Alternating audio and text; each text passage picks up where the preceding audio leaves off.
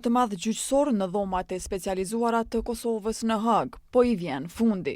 Javën e ardhshme gjykimi hyn në fazën e fjalës përfundimtare të palëve, ku secila do t'i argumentojë qëndrimet e veta. Nga 9 deri më 18 shkurt, në gjykatë do të nisin seancat me prokurorinë, trupin gjykues, mbrojtjen e në fund me fjalimet e 4 të akuzuarve: Hashim Thaçin, Kadri Veselin, Jakub Krasniqin e Recep Selimin. Lirimin e tyre nga paraburgimi sa më parë e presin bashkëluftëtarët e tyre. Kryetari OVL të UÇK-s, Hysni Gucati, thot se pavarësisht gjykimit të padrejtë, mbrojtja ka qenë shumë e fuqishme me dëshmitarët e saj. Presim nga mbrojtja.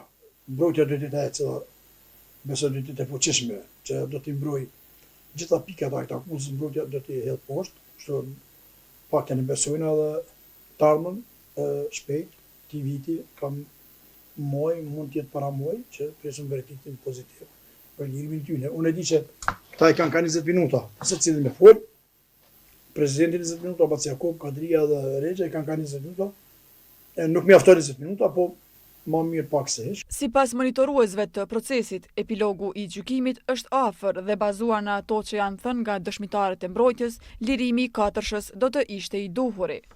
Nëse mosim dëshmit, po flas ato që kanë qenë publike të mbrojtjes me të prokurorisë, të dëshmitarët e mbrojtjes kanë qenë shumë më kredibil, themi shumë të cilët kanë pasur informata të proceset përmes të cilat ka kaluar Republika e Kosovës. Kështu që lajmi i mirë është që kemi ardhur në fund dhe besoj në muajt në vazhdim mund ta dimë epilogun e gjithë këtij procesi.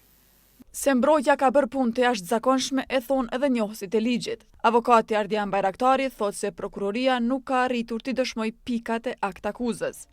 Sa përket dëshmitarëve me theks veçantë atyre të mbrojtjes, e kemi thënë që në krye të herës që dëshmitë e tyre kanë qenë jashtëzakonisht të besueshme, jashtëzakonisht relevante për procesin, për shkak natyrisht që i ka bërë dëshmitar okular, dëshmitar të rëndësishëm, dhe du të besoj që trupi gjykues do t'i marrë në konsiderat këta dëshmitar dhe për rrjedhoj në bindjen time elementet esenciale nuk kanë arritur me argumentu si që është çështja e ekzistimit të zinxhirit dhe hierarkisë komanduese.